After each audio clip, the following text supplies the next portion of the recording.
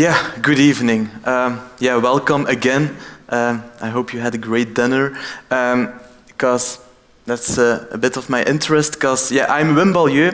I'm 32 years old right now, from last week. 32 is something, no? I live in Brussels right now, but I lived in Ghent before, and you're very lucky that I have to speak English tonight, because the moment I speak Dutch, you will hear that I have a terrible Ghent accent. Nobody can help that. Good.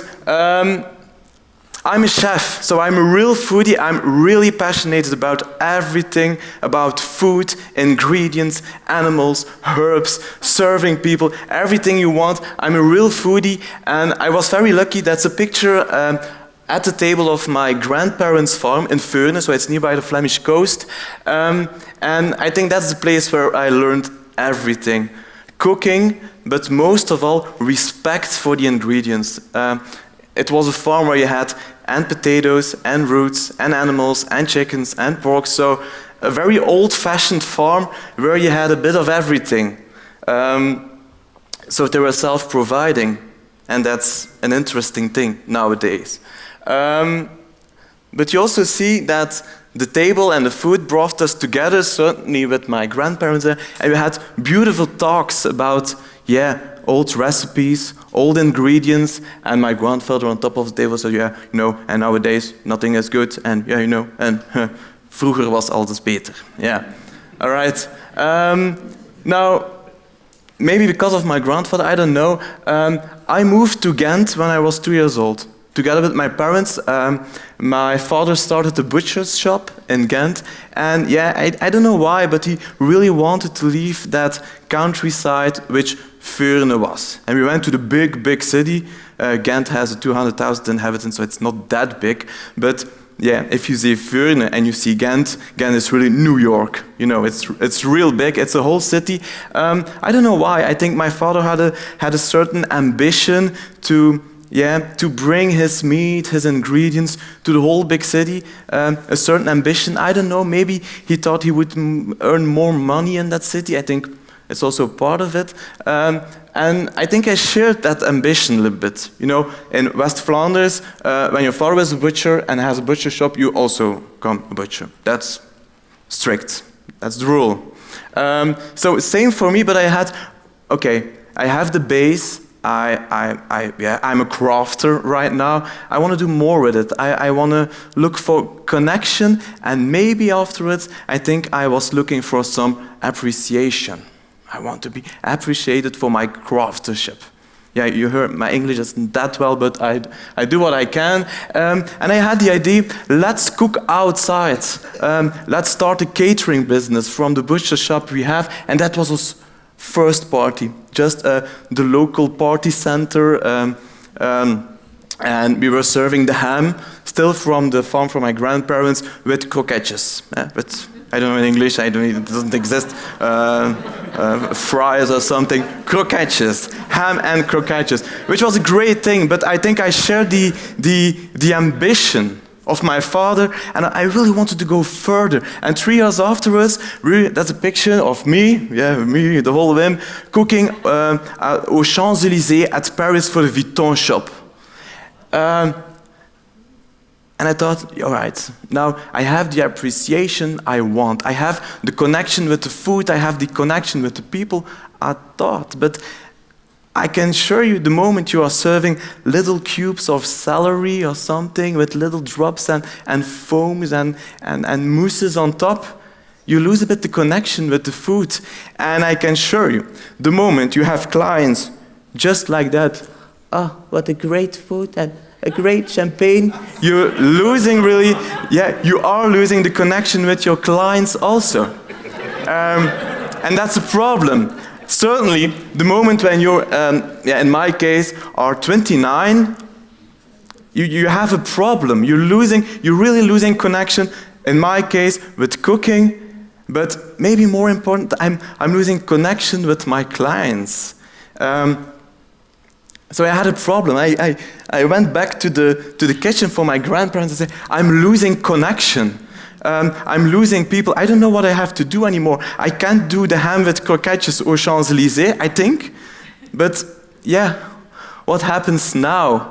I think it's a global problem. You had a buffet right now this evening.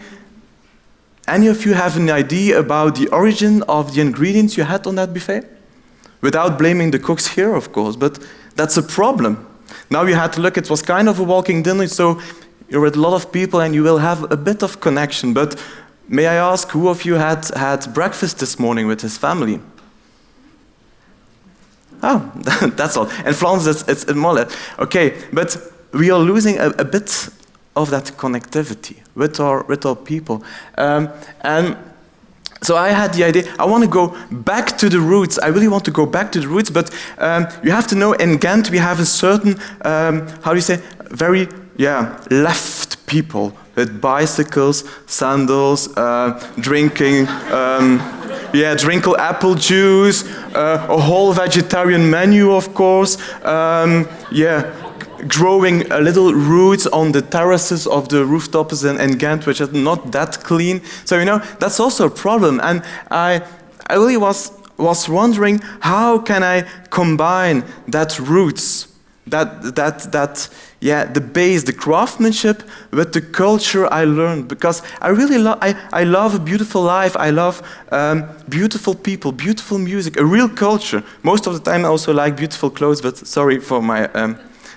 the guy was asking, do you have also a jacket, or do we do that? Okay, but just to say, I liked a Burgundic lifestyle. So I was wondering, how can I make a combination of the craftsmanship and a lifestyle? And that's what we have to do. We don't have to be, more holy than the Pope.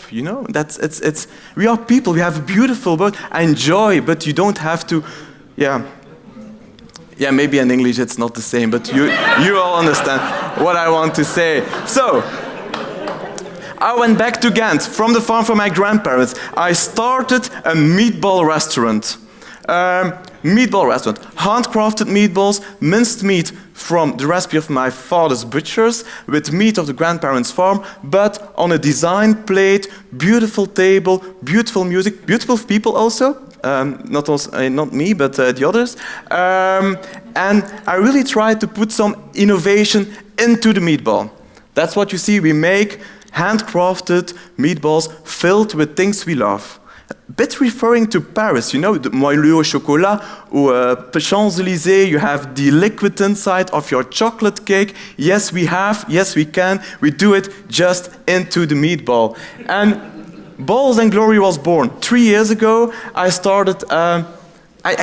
It's not even a restaurant. It's kind of a kitchen where you come in, and if you have a good family, if you have a nice family where you can have breakfast with, you buy the meatballs and you heat them up at your place, and you make mashed potatoes or salad or whatever you want to enjoy those meatballs. If you have a nice working place in the neighborhood of the restaurant, you take them away. You can take also a hot takeaway, so you don't have to heat them up anymore.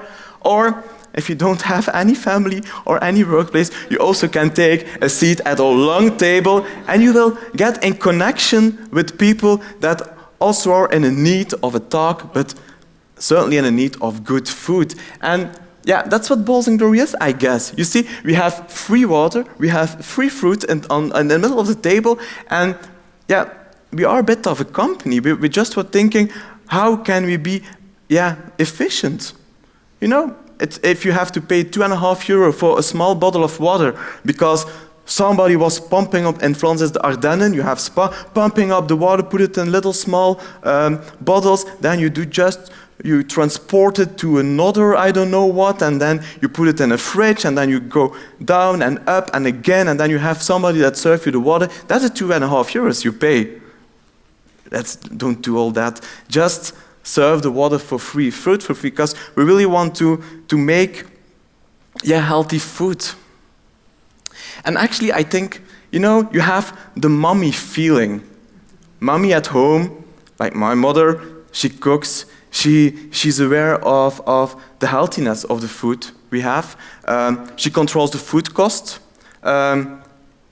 She will look for a certain diversity in the menu, but it's all the fault of the emancipation.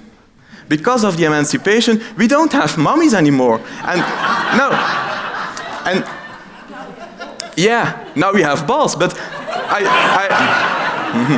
I don't blame the emancipation, but it's because of the emancipation that we have a problem in our food industry.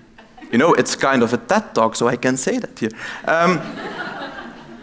And that it really is a problem, because everybody thinks that processed food and low-fat products with a lot of sugar in are the future. And no, processed food, it's I don't know, it's from the Middle East or something.